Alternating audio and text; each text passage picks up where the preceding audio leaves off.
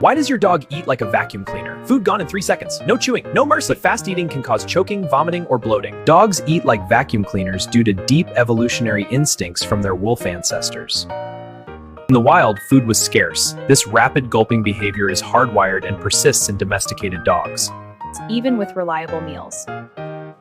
Fewer taste buds, so eating is more fuel up fast than savoring. Strong stomach acid handles large, unchewed chunks efficiently. It's not greed, it's ancient survival programming. Medical issues like parasites can exaggerate it, but the vacuum style is usually pure instinct. Slow feeder bowls or spreading food out helps digestion and keeps them safer. Is your dog a speed eater or slow eater? Share it in the comments.